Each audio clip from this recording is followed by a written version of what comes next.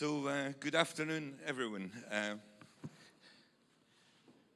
I'm going to stand a little bit to the left side of the stage because the clicker is quite far from the laptop, and I've got a lot of animations in the slides. If I'd realized, I might not have.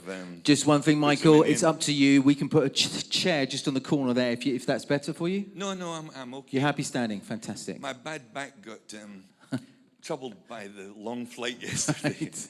Okay. So, what we're here to explore is, are you ready for digital transformation? And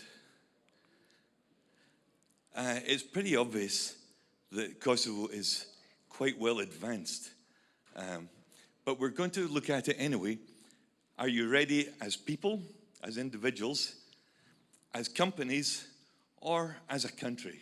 We're going to look at all three of these and examine it.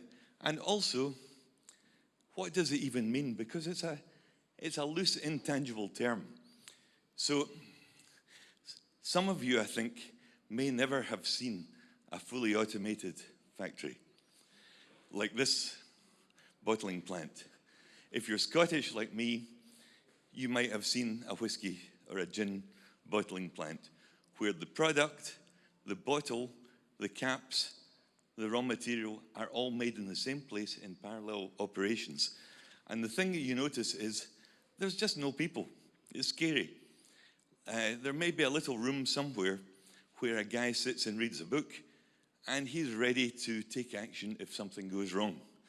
But nothing goes wrong, usually, because the machines, if something goes wrong, the machines will switch themselves off because they can detect that something is going wrong. They can also detect through sensors when a machine needs maintenance, and they can, in some cases, even maintain themselves. So there's not many job prospects to work in a factory like this. And when I came to Kosovo at first, 3 weeks after the war finished, as the chief accountant for DFID, the whole country was in survival mode. And our old chief of office used to say, we've got to get these kids back to work, otherwise they'll get guns and go around shooting each other. So some of these kids, I find it a little bit amusing to think that Kutim de Bruno, Meti, and the minister there were the kids we were talking about at the time. It was a while ago, and some of the people in this room were not even around at that time. So there was always this problem of lack of opportunity for young people in Kosovo. And when I came back later to the Ministry of Trade and Industry, we used to talk about the time bomb of lack of opportunity for all the young people, the unusual group of young people, and what were they going to do in 10 years' time when they were all ready for jobs. Then I came back even later, and an economist was saying he'd discovered that there was this problem, and it was going to be a problem in 10 years' time. We knew this 10 years before this guy discovered it. So,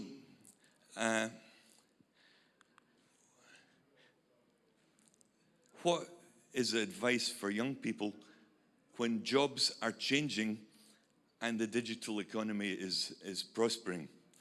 Well, Michael Bloomberg said something like, no matter what you do in life, whether you're a doctor, an accountant, a lawyer, or anything, you will benefit from learning a little bit of coding. And I think this is great advice. I'm not a programmer, but I can code a little bit. I can do it, and it's a good thing.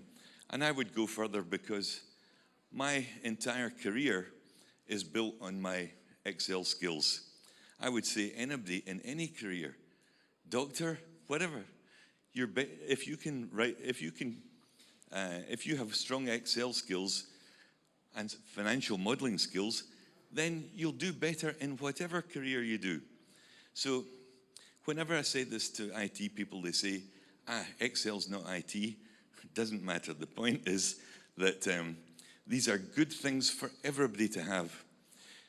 So when we ask, what is digital transformation? Because it's an ambiguous term. Well, people talk about Industry 4, the fourth industrial revolution.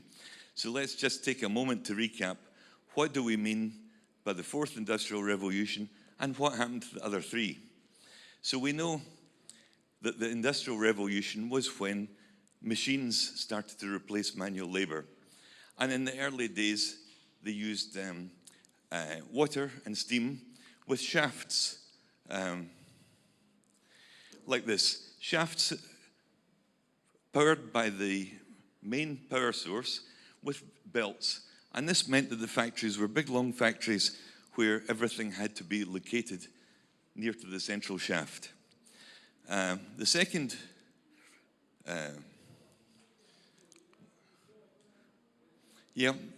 one was where electricity came along, and they had a bit of difficulty adapting factories to the fact that you could put your machinery anywhere because you could just plug it in. So this eventually led to mass production and automated production, which they call the third. Mass production, really the second one. But then with electronics and IT, you could go to the third industrial revolution. Now we have intelligent production, IoT, cloud computing, big data. So when we talk about Industry 4, we talk about the coming together of various factors. Internet of Things, big data, cloud computing, and leading to robotics. And I'm quite pleased, since the theme of today has been as it has, that I put cybersecurity in there, because I'm an innovation guy. We tend to forget security, is the truth. Cybersecurity and innovation are sort of diametrically opposed, and we should do it, but we always forget. So, what are the applications, the use cases? Well, Kosovo has different industries I remember from my time here. Agriculture, mining are the main ones. And in agriculture, well, nowadays you can have a smart farm. You can put sensors in the ground, in the trees, and measure the humidity, the temperature, the sunlight, the pH factor of the ground. And you can do it all from a little room and a thing called a digital twin. Now in Kosovo, since you have mining, in Jordan we have a design thinking project at the moment to measure the volume of piles of potash. Now potash is sticky stuff, and it makes irregular piles of product which is a problem for inventory control. When they put it all in a ship, they have no idea how much stuff they're putting in the ship because they can't measure piles of stuff like this. So our project now, for those who have an iPhone 12 or later, that has LiDAR scanning, you can measure a pile like this, and you can put it to the cloud, to a contractor, who will give you a LiDAR scan and calculate the volume of the material. So this is another application of the Internet of Things and smart products. In the water sector, in Jordan, we're the second poorest water country in the world. So we're copying what we do in Britain. We have acoustic sensors that listen for water leaks. And we can tell from this if people are stealing water, because they do for agriculture. They steal the wastewater and then put it out onto the fields. So we can listen through these sensors remotely. The sensors are connected through the 4G network. So basically the sensors have a SIM card. They connect back to the computer. We can listen to them. We can shut the valve where there's water leaking. We can tell which are the worst areas where the leaks are, and we can send the maintenance crew out with a GPS position so they can go and do the repair and then we turn the valve on remotely again. So this is what we call a digital twin. It's a virtual representation of your real product. And the EU at the moment, when they talk about their digital strategy, they talk about creating a world digital twin where they will model climate change. Who knows if that is going to be effective or not, but it's a project. Now, there's a guy called Tony Saldana, who wrote a book, Why Digital Transformation Projects Fail. And they do all the time because they're complicated and they're ambitious. And there are many models of digital transformation readiness. So you can find them on the internet. You don't need to have me demonstrate a model here. It's not really what this is about. Now in Jordan, you can go to our Industry 4 website, to our platform, and you can fill in a digital transformation readiness assessment form. The truth is, it's not that effective.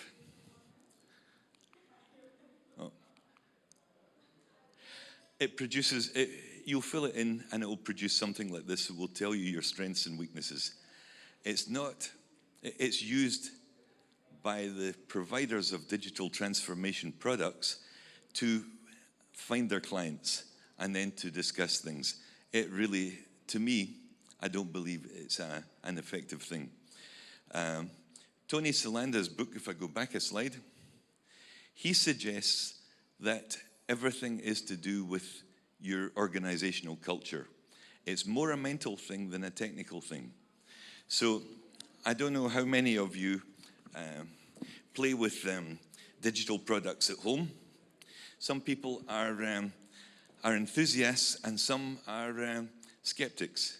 So my wife would never go and buy an Alexa, but now we've got one. She uses it all the time. She loves it. She thinks a mobile phone is for phoning people and a watch is for telling the time. She doesn't see the point in turning the lights on and off with the smartphone. However, there is a point that when you're making a proper digital transformation project, all you're doing is scaling this up.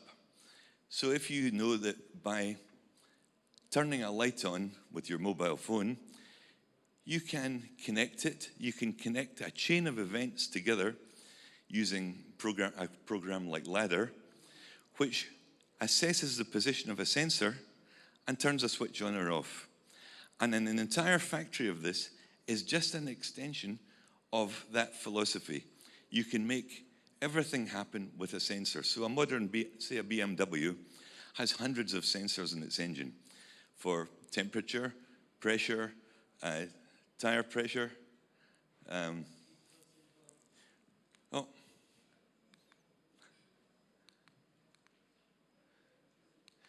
It's probably not a bad thing to push me along a bit anyway.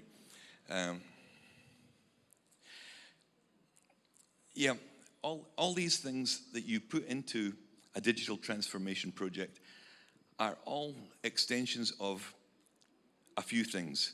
Sensors to measure stuff, actuators, switches and levers that operate things, and a program that connects them together. It's not difficult to be a programmer in this environment. The Ladder is quite an easy program to learn, and you need to be able to think how the systems work. So if we go back to, are you ready as individuals?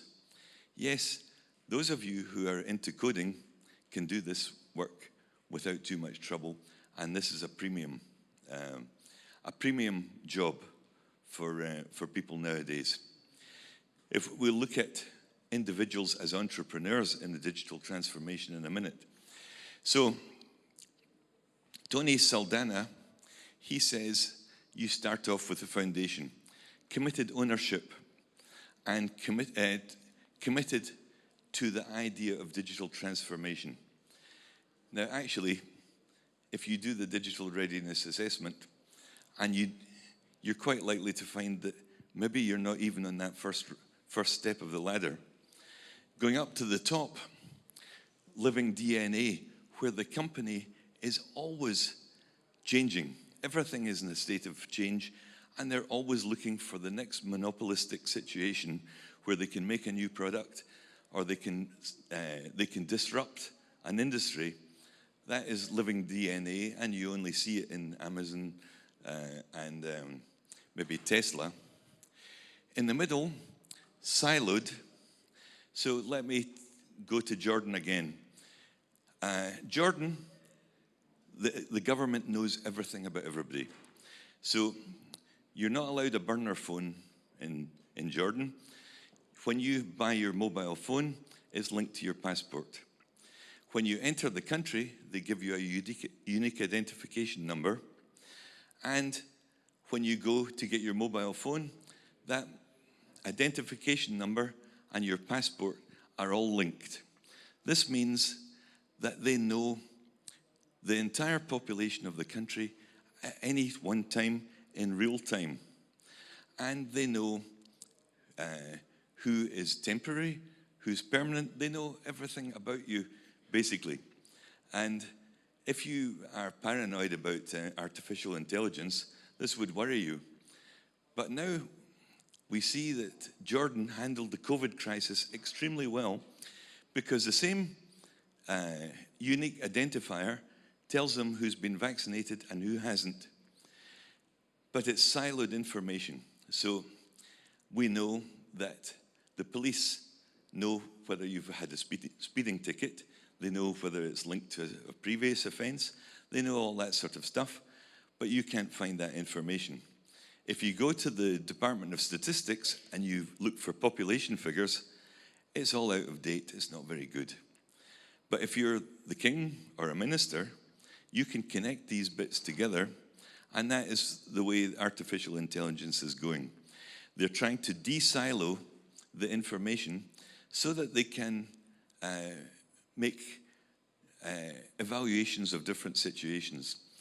And if you think of artificial intelligence in the States, Google found flu hotspots just by looking to see who had made the most inquiries for flu symptoms, and they could pinpoint these geographically. This is a sneaky, clever way of using artificial intelligence. It can be used for COVID. But in Jordan, we have, for a so-called third world country, we have better COVID protection than we have in my country, Scotland, where we refuse to have our passports. We refuse to have a national identification number. We say it's against our human rights. Well, it may be what you might call a dictatorship, but it has its uses. So, siloed. Moving on, synchronized and fully synchronized. You can see the slide. It's not that important. And you can see that if you got this result from a digital transformation readiness assessment, it wouldn't help you that much. So what do? Well, you can make your own roadmap. And I even doubt the efficiency of this. Let's move on a little bit. If you decide that you want to digitally transform your factory, where do you go with this? It's so difficult. It's in 30 years of international consultancy, I've met hundreds of change managers, and I always think that they just talk nonsense. Most of them, there might be the odd great one, but most of them change nothing in their life. And you, as Kosovars, have seen more international consultants pass through your country than any other country. Most of them are pretty disappointing. Now, the problem is that change has to come from within. You can't tell somebody to change. You have to do it. And if you want to change your country, your company, for digital transformation, it has to be in the gift of the leader. It has to be charismatic leadership, and it has to be driven right through. And when you look at the people, There are tech enthusiasts, early adopters of technology, but visionaries, but there's also skeptics, conservatives, pragmatists, and even saboteurs. People like my wife who says, why do you want to use your iPhone to turn the sitting room light on? People like that get in the way of what we're trying to do. So how do you do this? You take a big vision of your company, but you take it in little pieces. Manageable projects that you can do in a short space of time that will get you a win-win. Low-hanging fruit, let's say. So you find a section of your company and you buy some sensors, you buy some actuators, and you automate that yourselves. Now, what happens if you go another route? You hire a consultant. Well, the project's likely to fail. You can't subcontract digitalization. So you have to be able to do this in-house. You have to grow it internally. You can subcontract bits. If you hire a contractor, an equipment maker like Bosch or Siemens, then there is a possibility that they will be motivated to just sell their equipment. If you hire a consultant like Ernst & Young, it's quite likely that you end up with a project that doesn't work at the end, and they make off like bandits with all your money. So you have to grow something of a skill within the organization, and it has to be from the top, and it has to be driven very carefully. So let's say you visualize the big picture. You pick a component or a couple of components that you can achieve within a year. And if you follow this roadmap, honestly, you need to be strong and have iron discipline, because most companies, they change direction every week, and they should be agile. So let's not try and follow a roadmap like this with iron discipline. Let's just take it step by step and achieve these wins. It's and even with an ERP system, because digitalization is everything. It's accounting, it can be all aspects of a business. You can spend millions on a SAP system, and it doesn't work. And even at IBM, they have people that work around it all the time because they don't want to call the original guys back in to redesign it when things don't work. Now, I want to just talk about our program in Jordan. I'm the team leader of a 20 million euro project in Jordan called Innovate Jordan, and we have three basic elements to it. We have an SME growth factory called Surge. We have an Industry 4 Center of Excellence called InJo 4, and we have an innovation hub called Orange Innovation Space. So just to give you a little idea of them, the growth factory is run by Endeavour with Beyond Capital and Oasis 500. So it's a growth accelerator with venture capital built into it. They concentrate on 15 high growth companies at a time. We're talking very high growth companies. So instead of the previous old-fashioned way of having incubators and incubating as many companies as we can, we're focused on just a few, and these few are going to the moon. So we have drones companies. They're all technology-based. One of them was recently sold for 250 million. Now, Jordan is Jordan is like Kosovo. It's a small country, or like my country, Scotland. We're small, but to have a result like that is huge. So these high growth companies all have international potential. They all have potential to expand beyond the boundaries of Jordan. And Jordan is similar to Kosovo in that it has a highly educated population who all speak English and Arabic, the same as you have a highly educated population who not only speak Albanian, but my experience of Kosovars is that you're like parrots. You can learn a language just from watching the television. It's astonishing. And I had an assistant at the Ministry of Trade and Industry who, no matter who came in, she would greet them in their own language, just from Netflix. So it is a trait that Kosovars have. And when you hear the other people talking about IT skills can be exported, well, of course they can. So this is a Jordan strategy, and these high-tech companies all have international potential. Orange Innovation Hub is, you have IPCO, we have Orange.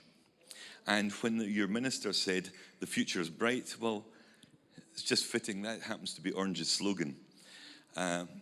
Orange are so big that for the EU to give them a grant is almost like a joke, because they have 200 million profit every year in a small country. They should be giving the EU a grant if it makes sense. But they have a network of innovation spaces throughout the country.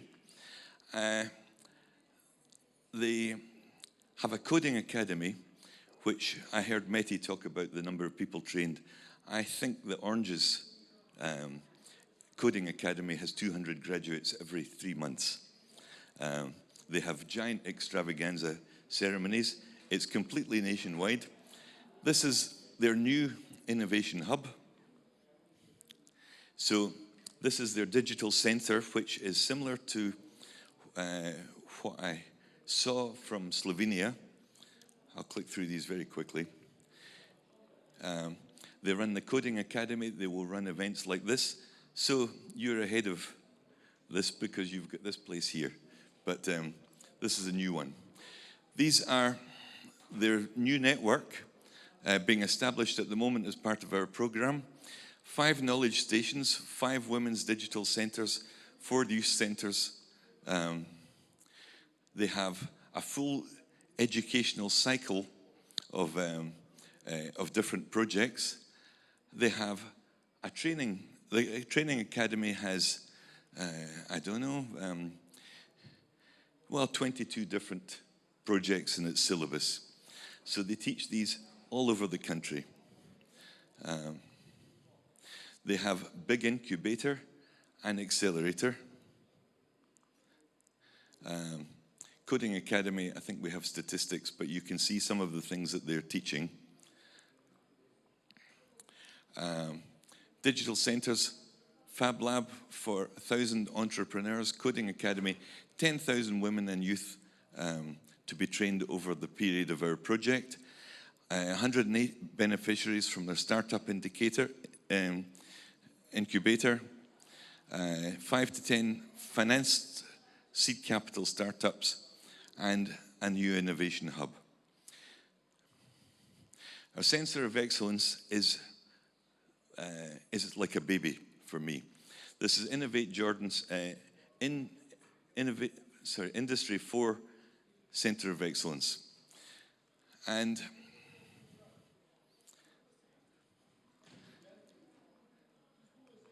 sorry, slides out of order, give me a moment.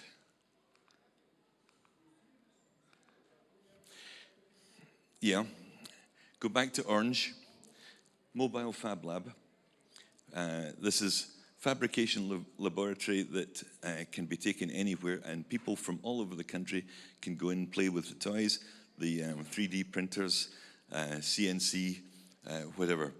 The new Industry 4 Centre of Excellence is based within the building of the Chamber of Industry. So it has, it has a lot of space. Inside it has a small factory, completely portable, where you can move the robotic arms about and you can tailor it to the needs of a client. So if somebody comes in with an application, you can model it within their factory and demonstrate it. Conveyor belts, robotic arms, whatever is needed. It has a media center. It has outside, it has an agricultural area where they can demonstrate the farming. This is in the center of Mann. And they have a smart car park. They give grants for projects for automation and for smart products. So what do we mean by smart product? Every house in Amman has a water tank in its roof. I guess most attics in Kosovo have a water tank.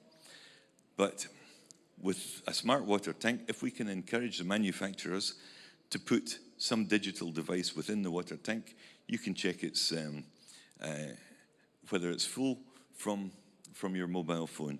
So the encouragement of manufacturers of all products in Jordan will be supported by encouraging them and giving them a grant to turn these products into smart products.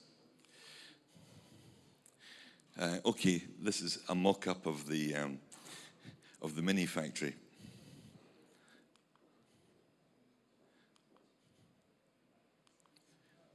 Media Center. Now, the Industry 4 Center embraces lean startup philosophy. So what do we mean by this?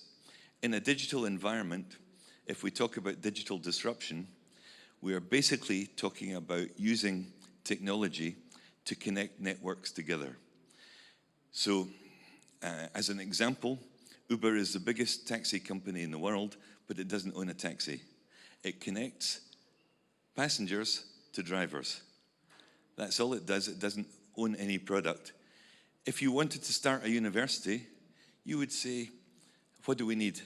A building, professors, canteens, all sorts of stuff. But virtual universities are springing up because all they do is they connect a network of students to a network of lecturers. So for Industry 4, an Industry 4 Centre, we have lots of experts in Industry 4.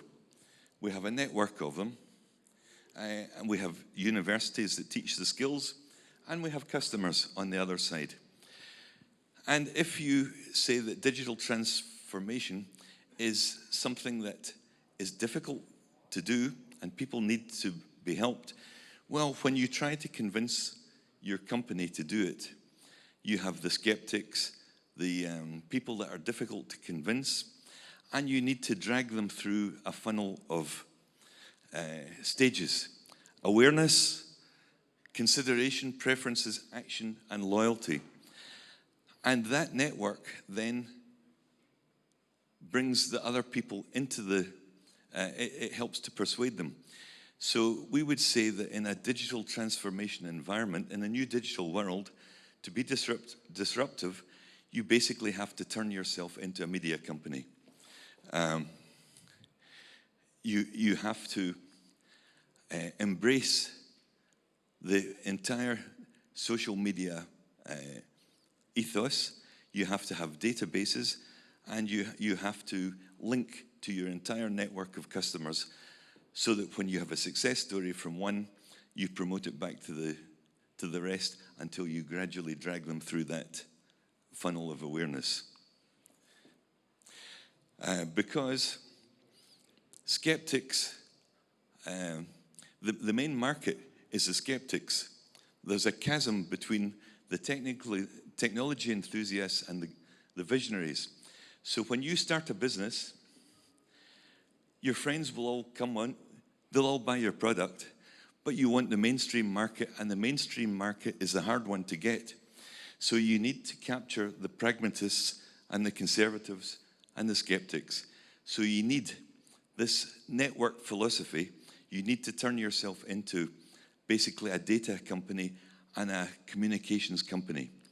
And nowadays, in a digital environment, we don't care too much about asset value.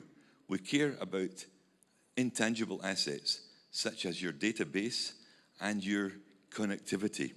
So when you see the fantastic companies that are going to the moon, like Tesla, Amazon. Well, Amazon recently bought the New York Times. So if you buy a newspaper, you might think, oh, what do I need? A building, lots of reporters, all that sort of stuff. Actually, you don't. You need a network of reporters. You need to collect your information from news agencies, and you need to be able to put it out, not in newspaper format, but in digital format nowadays.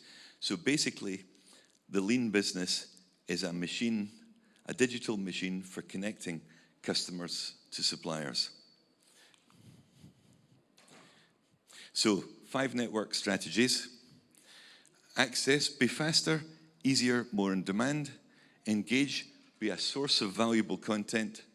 Customize, be adaptable to different client needs, connect, be a valuable source of online and social conversations, and invite clients to help to build your business. That is how you disrupt, and you can start up with very little money and compete against these Goliaths. I'm done.